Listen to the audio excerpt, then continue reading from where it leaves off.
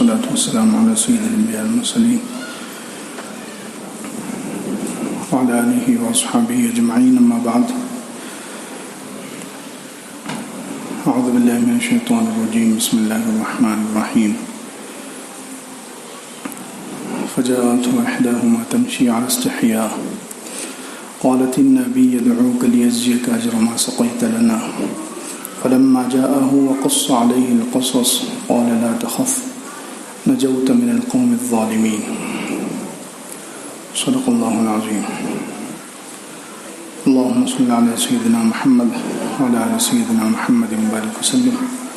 اللهم صل على سيدنا محمد وعلى آل سيدنا محمد وبارك وسلم.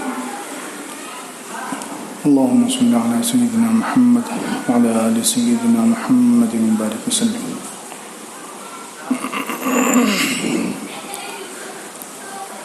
معزز مصلیان کرام اور سامعین، دو ہفتوں سے لڑکیوں کو، مسلمان لڑکیوں کو ارتداد سے بچانے کے لیے کچھ باتوں کا تذکرہ چل رہا ہے. حضرت موسیٰ علیہ السلام اور مدین کی لڑکیوں کا جو واقعہ 20ویں پارے میں بیان کیا گیا، اس کے تناظر میں کچھ عورتوں کے شرم و حیا کے بارے میں اصول بیان کیے جا رہے ہیں. پچھلے ہفتے بیان کیا گیا تھا کہ جو مدین کی لڑکیاں تھیں، حضرت موسیٰ علیہ السلام نے ان کے جانوروں کو پانی پلایا اور وہ لڑکیاں وقت سے پہلے گھر پہنچ گئی. تو ان کے جو والد تھے، اکثر مفسرین کے مطابق وہ حضرت شعیب علیہ السلام تھے، اور بعض لوگ کہتے ہیں کہ وہ شعیب نام کے کوئی اور نیک آدمی تھے. حضرت شعیب علیہ السلام جو نبی ہے وہ نہیں تھے، کوئی اور تھے. خیر، یہ لڑکیاں وہاں پہنچی، وقت سے پہلے پہنچ گئی تو باپ نے فوراً نوٹس لیا.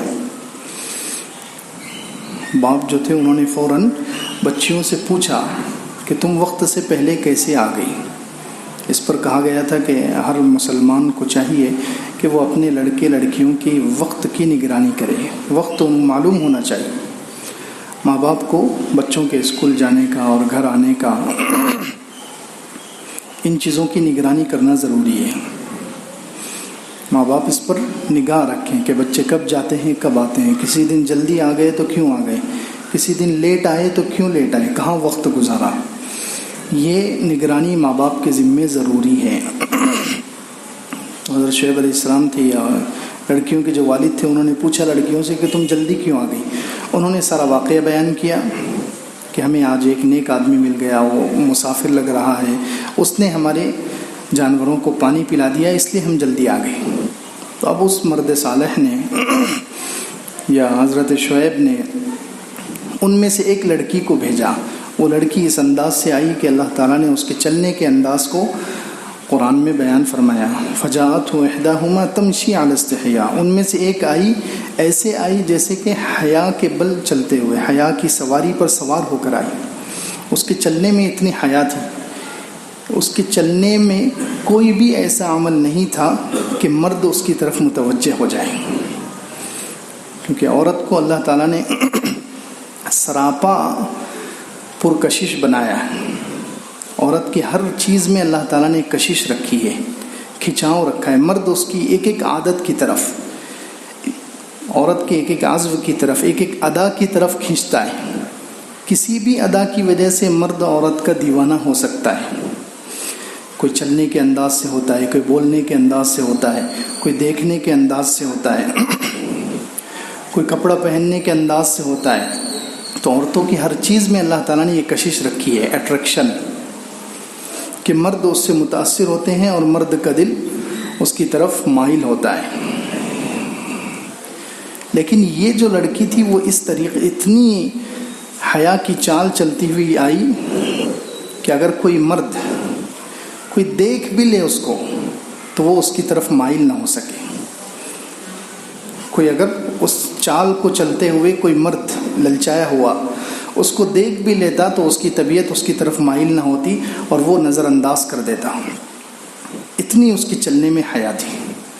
خیر بتلایا گیا تھا کہ چلنے میں عورت جب باہر نکلے، پہلے تو باہر ہی نہیں نکلنا چاہیے، باہر نکلنا عورتوں کے لیے جائز ہی نہیں ہے بغیر سخت مجبوری کے، بغیر سخت مجبوری کے عورتوں کے لیے باہر نکلنا شریعت میں ہے ہی نہیں۔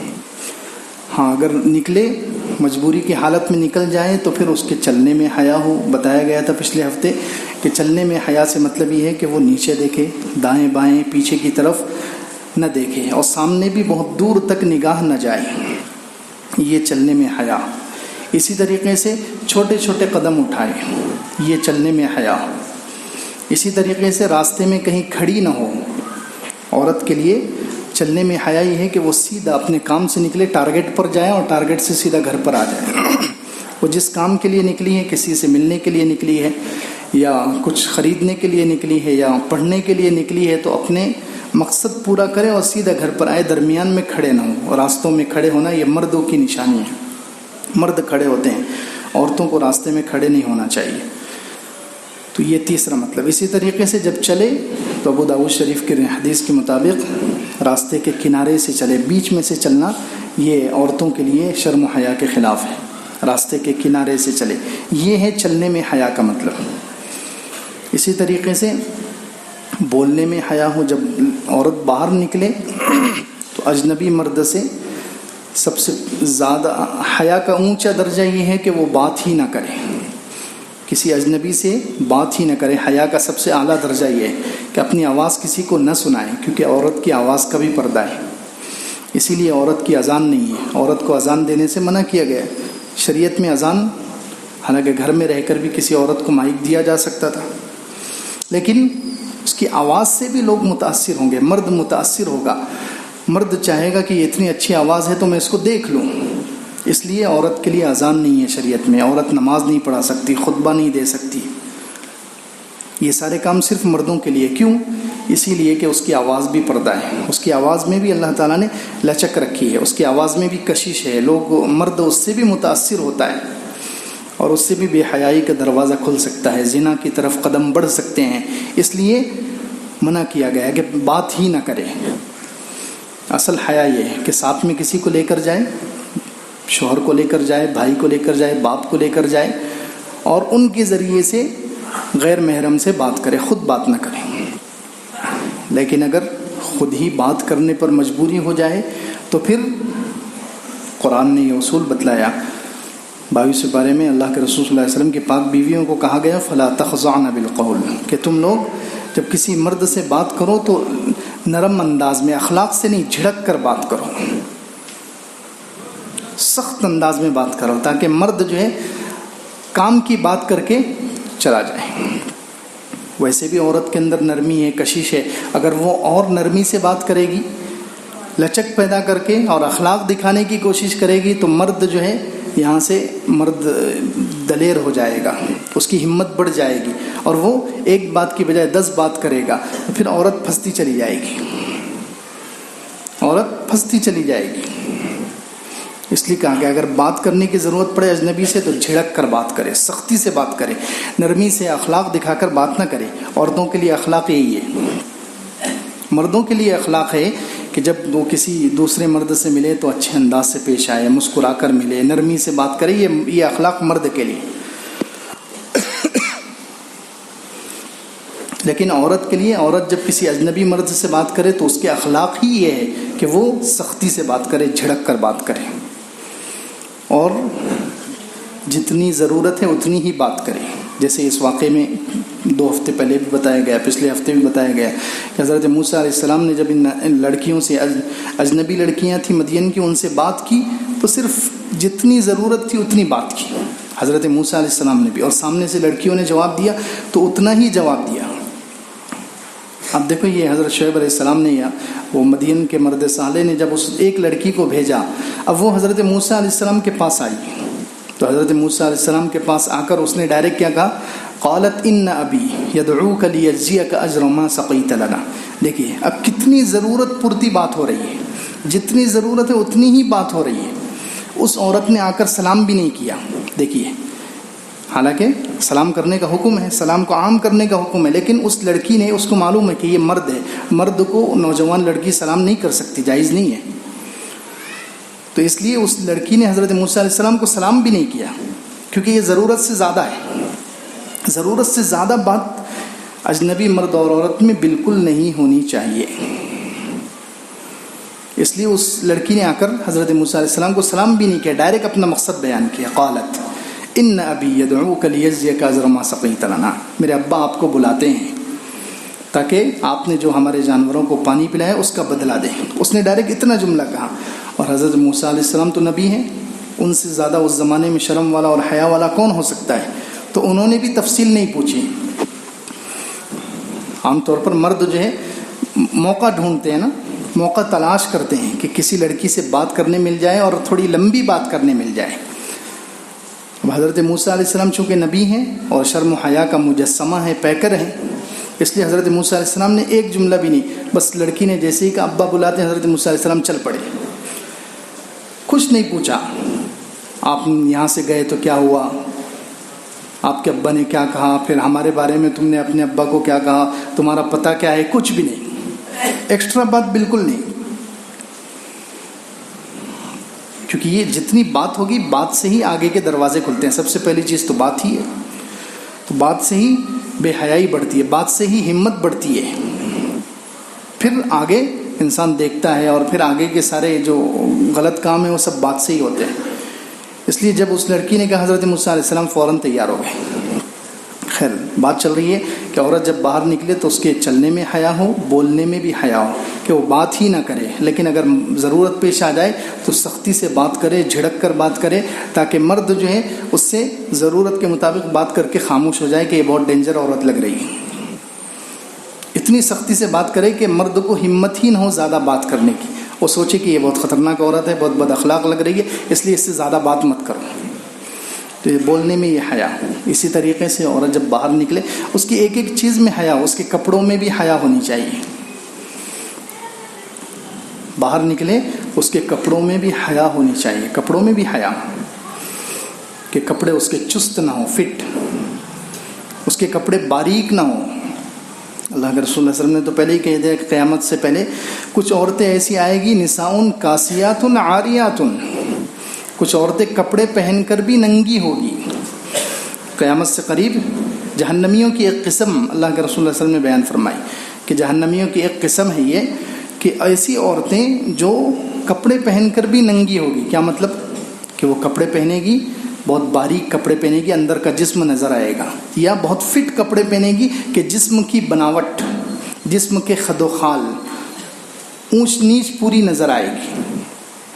تو اس لیے عورتوں کے باہر نکلیں تو کپڑوں میں بھی حیا ہو، کہ کپڑا چست نہ ہو، فٹ نہ ہو، ڈھیلا ڈھالا کپڑا پہن کر نکلے، موٹا کپڑا پہن کر جس میں جسم نظر نہ آئے۔ اس کے خلاف ہے تو دیکھو یہ تو جہنمی عورتوں کی اللہ کے رسول صلی اللہ علیہ وسلم نے ایک قسم بیان فرمائی ہے۔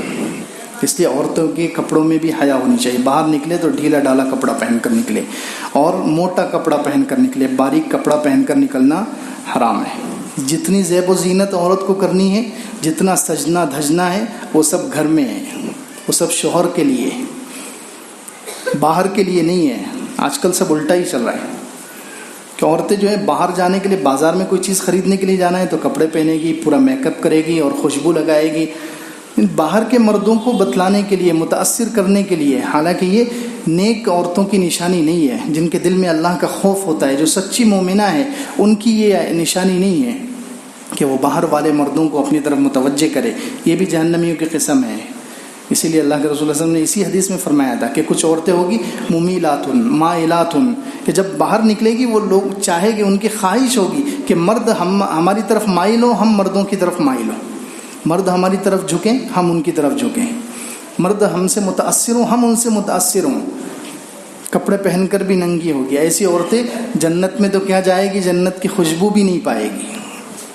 لا يدخلن الجنت ولا یجدن ریحھا، یہ عورتیں جنت میں بھی داخل نہیں ہوگی بلکہ جنت کی خوشبو بھی نہیں پا سکے گی۔ اللہ حفاظت فرمائے۔ ضروری ہے ہمارے لیے ضروری ہے کہ ہم اپنی عورتوں کو روکیں، اپنی بیوی کو روکیں، اپنی بہنوں کو روکیں، اپنی بیٹیوں کو روکیں۔ یہ ہمارا فرض ہے، ہماری ذمہ داری ہے یہ نہیں کہ ہم سن کے متاثر ہو جائیں اور بس چھوڑ دیں. ہمارا کام ہے یہ کہ عورتیں اگر گھر سے باہر جا رہی ہیں ان کا چیک کریں لباس کیسا ہے. تو خیر باہر نکلیں عورتیں تو ان کے کپڑوں میں بھی حیا ہونی چاہیے. کپڑے ڈھیلے ڈالے ہوں، موٹے ہوں، تنگ اور باریک کپڑے نہ ہوں اور بھڑکدار نہ ہوں. ایسے کپڑے پہن کر نکلے کہ مرد اس کی طرف دیکھنا پسند ہی نہ کرے، سمجھے کہ یہ کوئی بوڑھی عورت جا رہی ہے. اتنے بھدے کپڑے پہن کر نکلیں تاکہ مرد اس کی طرف متوجہ ہی نہ ہوں. یہ صحیح طریقہ ہے، یہ شرعی طریقہ ہے. متقی عورتوں کی نشانی ہے کہ جب باہر نکلیں گی کوئی بن سنور کر نہیں.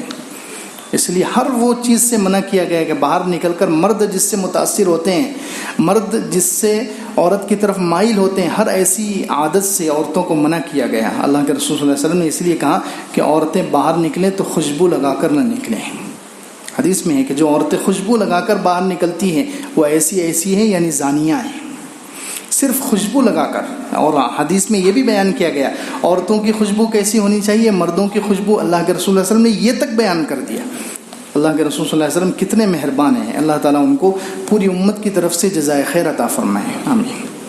اتنا تک بیان کر دیا گیا کہ عورتوں کی خوشبو میں کلر زیادہ ہوتا ہے، خوشبو کم ہوتی ہے. مردوں کی خوشبو میں کلر کم ہوتا ہے اور مہک زیادہ ہوتی ہے. یہ اللہ کے رسول صلی اللہ علیہ وسلم فرق بھی بیان کیا. عورتوں کی خوشبو ایسی ہونی چاہیے. عورتوں کو خوشبو بھی اگر ہم لے کر دیں یا ہماری عورتیں خریدنا چاہیں تو ان کو بتائیں کہ تمہاری خوشبو میں کلر نظر آئے، جسم پر کپڑوں پر کلر نظر آئے، اس کی مہک زیادہ دور تک نہ جائے. اور مردوں کی خوشبو میں کلر نہ ہو، مہک دور تک جائے. یہ فرق ہے، یہ حدیث میں بیان کیا گیا. تو اس لیے کہا گیا ہے کہ عورت جب باہر نکلے تو اس کے کپڑوں میں بھی حیا ہو، خوشبو لگا کر نہ نکلے. اسی طریقے سے بجتا ہوا زیور پہن کر نہ نکلیں. یہ بھی 18ویں پارے میں ہے. وَلَا يَضْرِبْنَ بِأَرْجُلِهِنَّ لِيُعْلَمَ مَا يُخْفِينَ مِنْ زِينَتِهِنَّ. بجتا ہوا جو زیور بجتا ہے، جس کے اندر آواز ہوتی ہے، ایسا زیور پہن کر نکلنا عورت کے لیے جائز نہیں ہے. جیسے پیر میں گھنگرو پہن کر نکلتی ہے، یا ایسی چین جس کی آواز دور تک جائے، یا اس کے بدل میں آج کے زمانے میں ایسی سینڈل پہن کر نہ نکلے کہ ٹک ٹک پوری گلی میں آواز جا رہی ہے. کسی بھی چیز سے اٹریکشن، مرد متوجہ ہو رہے ہیں تو یہ چیز عورت کے لیے جائز نہیں. تو چاہے وہ زیور ہو یا سینڈل ہو کہ جس کی آواز پوری گلی میں جا رہی ہے اور سب دیکھ رہے ہیں کہ کون آ گیا، تو یہ عورتوں کے لیے جائز نہیں ہے. قرآن میں اللہ تعالیٰ نے منع کیا، لا یضربن بارجلہن، اپنی پیر کو اتنی زور سے مت مارو، لیعلم ما یخفین من زینتہن، تاکہ تمہارے اندر جو چھپی ہوئی زینت ہے وہ ظاہر ہو جائے، لوگوں کو پتہ چل جائے کہ یہ کوئی زیور پہن کر آئی ہے، کوئی چین پہن کر آئی ہے. اتنی زور سے پیر مت مارو. تو یہ سب اپنی عورتوں کو سکھانا چاہیے، ہمیں سکھانا پڑے گا. خیر باہر نکلیں تو یہ اتنی چیزوں کا خیال رکھنا ہے عورتوں کو. چلنے میں حیا، بولنے میں حیا، کپڑوں میں حیا، حتیٰ کہ پیر کے سینڈل میں تک حیا ہونی چاہیے کہ اس کی آواز سے مرد متوجہ نہ ہو. کیونکہ عورت جو ہے، اللہ کے رسول صلی اللہ علیہ وسلم نے ارشاد المرأۃ عورۃ، عورت پوری کی پوری چھپانے کی چیز ہے. یہ حدیث میں فرمایا المرأۃ عورۃ، عورت پوری چھپانے کی چیز ہے. اذا خرجت استشرفها الشیطان، جب وہ نکلتی ہے تو شیطان اس کی تاک میں لگ جاتا ہے. شیطان اس کو دیکھتا ہے کہ کہاں میں اس کو غلطی میں مبتلا کروں، کہاں میں اس سے مردوں کو فتنے میں ڈالوں اور مردوں کو اس سے فتنے میں ڈالوں. عورت جب گھر سے نکلتی ہے تو شیطان اس کے پیچھے لگ جاتا ہے کہ کوئی ایسی حرکت کرا دوں کہ مرد اس کی طرف متوجہ ہو جائے اور یہ کسی طریقے سے عشق میں اور بیماری میں مبتلا ہو جائے اور زنا تک پہنچ جائے. یہ شیطان چاہتا ہے. اس لیے کہا عورتوں کو کہ عورت چھپانے کی چیز ہے. المرأۃ عورۃ، عورت پوری کی پوری چھپانے کی چیز ہے. یعنی گھر میں رہنا چاہیے اس کو، گھر میں ہی رہے وہ، کیونکہ جب نکلتی ہیں استشرفها الشیطان، شیطان اس کی تاک میں لگ جاتا ہے. تو اس لیے ہم اپنی بچیوں کو بتائیں، اپنی عورتوں کی تربیت کریں کہ عورتوں کے لیے جو عورتوں کے کامل ہونے کے لیے کیا چیزیں، دو چیزیں ہیں. ایک شرم و حیا ان کے اندر کامل ہونی چاہیے اور پاک دامنی ہونی چاہیے، عفت، عزت کی حفاظت. یہ دو چیزیں جس عورت میں ہیں تو وہ عورت بہت اچھی سمجھی جاتی ہے. اللہ اور اس کے رسول کی نظر میں بھی وہ اچھی ہے اور عام مرد بھی اس کو پسند کرتے ہیں. عورتوں کے اندر عورتیں یہ دو چیزوں سے کامل ہوگی. عورتیں کپڑوں سے، زیورات سے کامل نہیں کہلائے گی. عورتیں اچھی کہلائے گی، ان کے اندر جتنی شرم و حیا ہوگی وہ عورت کامل مکمل ہے، اچھی عورت ہے۔ شرم حیا، اس کی ایک ایک چیز میں حیا ہونی چاہیے، بے باکی، بے شرمی، کسی سے بھی بات کر رہے، کسی سے گھل مل گئے، اجنبی لوگوں سے فری ہو گئے، یہ اچھی عورت کی نشانی نہیں ہے۔ تو عورت کے کامل ہونے کے لیے دو چیزیں، ایمان کے بعد دو چیزیں ضروری ہے، شرم و حیا ان کے اندر کامل ہو، ایک ایک چیز میں ان کے شرم ہو، حیا ہو، اور دوسرے عزت کی حفاظت، وہ شادی سے پہلے کوئی غلط حرکت نہ کرے، ان کی عزت کی حفاظت، اپنی شرمگاہ کی حفاظت، اس کو قرآن نے بھی ذکر کیا، حدیث میں بھی ذکر کیا گیا، والحافظین فروجہم والحافظات، اللہ کے نیک بندوں کی صفات، سچے مومن اور مومن عورتوں کی صفات اللہ تعالیٰ نے 22ویں پارے میں بیان کی، اس میں کہا کہ شرمگاہوں کی حفاظت کرنے والے شادی سے پہلے کوئی غلط کام نہ کریں، عزت کی حفاظت، یہ عورت کے لیے دو چیزیں سب سے زیادہ ہیں۔ دیکھو کوئی بھی معاشرے میں کوئی مرد مسلمان کتنا بھی گیا گزرا مسلمان ہو، بے نمازی ہو، شرابی ہو، کبابی ہو، وہ ایسی عورت کو پسند نہیں کرتا جو بے حیا ہے یا جس کی عزت چلی گئی، جس نے شادی سے پہلے غلط کام کر لیا، اس کو کوئی بھی پسند نہیں کرتا۔ تو انسان پسند نہیں کرتے تو اللہ تعالیٰ کیسے پسند کریں گے ایسے ہو؟ اس لیے عورتوں کے لیے ایمان کے بعد یہ دو چیزیں اہم ہیں، عورتیں ان چیزوں سے مکمل ہوگی، شرم و حیا سے اور عزت کی حفاظت۔ تو اپنی بچیوں کو سمجھائیں کہ تمہارے لیے ایمان کے بعد سب سے زیادہ اہم چیز ہے، تمہاری باقی جتنی چیزیں ہیں، تعلیم اور دنیا کے جتنے تقاضے ہیں، سب بعد میں ہیں۔ اگر یہ دو چیزیں تمہارے محفوظ ہیں تو پھر تمہاری زندگی کامیاب ہے، شرم و حیا ہے تمہارے اندر اور تمہاری عزت محفوظ ہے۔ اگر شرم و حیا ختم ہو رہی ہے، عزت خطرے میں ہے، تو پھر ایسی تعلیم کی کوئی ضرورت نہیں، ایسی دنیا کی کوئی ضرورت نہیں۔ بچیوں کو یہ چیز سمجھانا چاہیے۔ تو عورتیں ان دو چیزوں سے مکمل ہوگی، اور مرد مکمل ہوتا ہے دو چیزوں سے ایمان کے بعد، ایک تو عقل سے اور ایک شجاعت، بہادری سے، اس کے اندر طاقت ہونی چاہیے۔ تو مرد جو ہے مکمل مرد، بس آج کل سب الٹا ہی چل رہا ہے، مرد بھی عورتوں کی طرح سجنا چاہ رہا ہے، رنگ برنگی کپڑے، ٹکلیوں والے کپڑے، یہ مرد کی شان نہیں ہے۔ مرد دو چیزوں سے مکمل ہوتا ہے، عقل ہونی چاہیے اس کے اندر اچھی، اور دوسرے مردانگی، شجاعت، بہادری، یہ دو چیزیں ہیں تو پھر کپڑے کیسے بھی پہن لو، مرد کامل ہے۔ مرد جو ہے خوبصورت ٹکلیوں والے کپڑے اور ایسے، یہ تو عورتوں کے لیے ہے، مرد کی اس سے مردانگی نہیں بڑھے گی، مرد کی اس سے کاملیت نہیں بڑھے گی، مرد ان چیزوں سے اچھا نہیں لگتا۔ مرد تو عقل سے اور شجاعت اور بہادری، ان دو چیزوں سے مرد کی خوبصورتی بڑھتی ہے، اور عورت کی دو چیزوں سے۔ تو اس لیے ہم اپنی بچیوں کو یہ چیز سکھلائیں، اپنے بچیوں کی ایسی تربیت کریں۔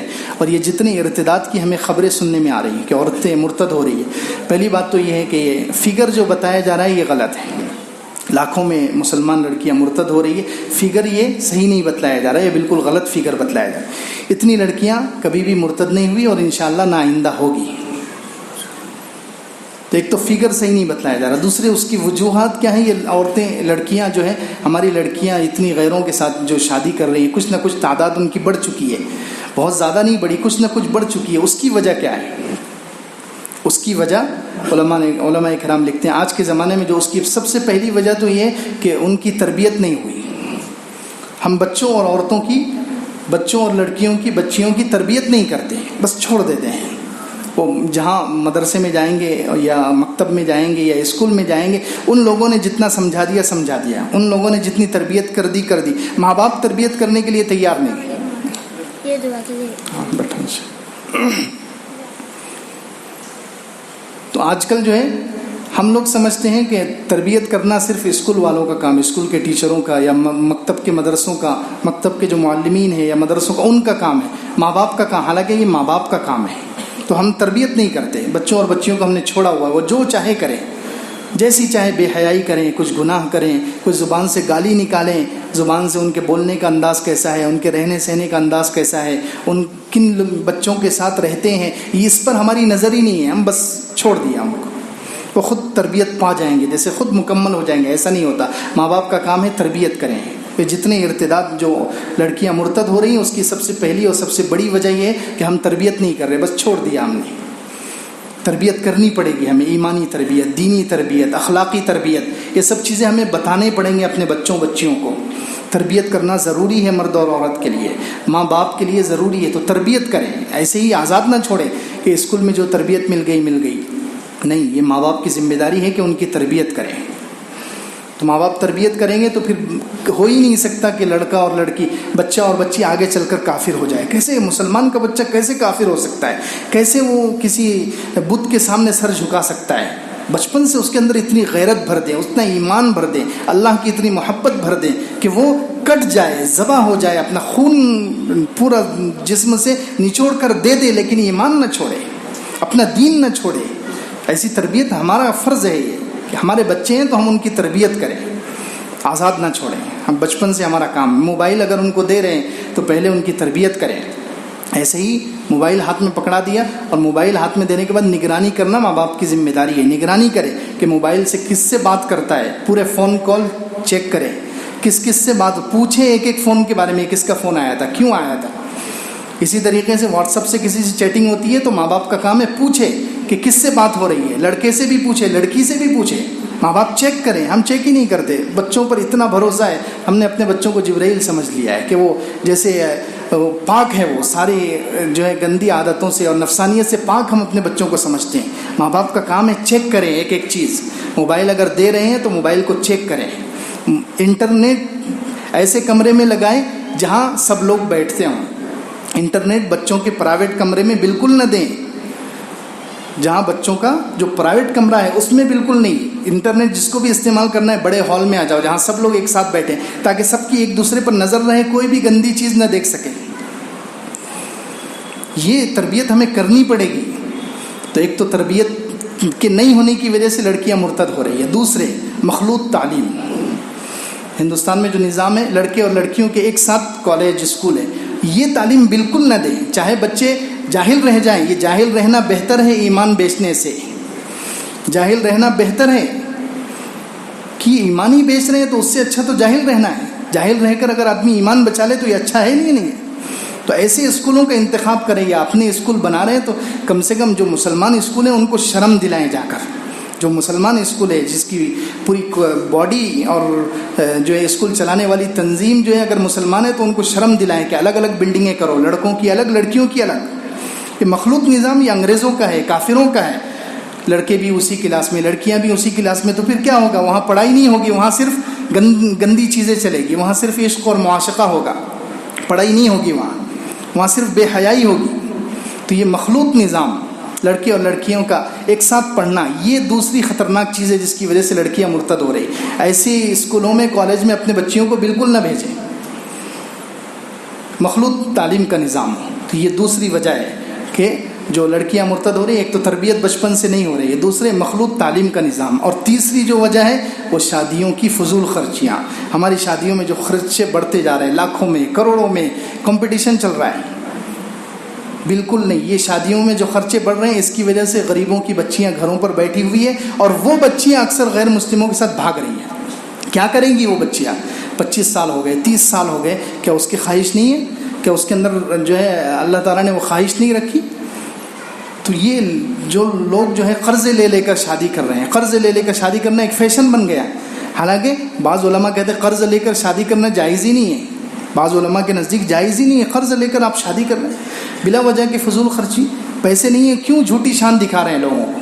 اور جن کے پاس پیسے ہیں انہیں بھی چاہیے کہ وہ اس رسم کو، بہت سارے لوگ کہتے ہیں کہ ہمارے پاس تو پیسے ہیں، ہم تو خوشی سے کر رہے ہیں۔ خوشی سے نہیں، آپ ایک جاہلیت والی، کافروں والی رسم کو آپ مضبوط کر رہے ہیں، آپ کو بھی برابر گناہ ہوگا۔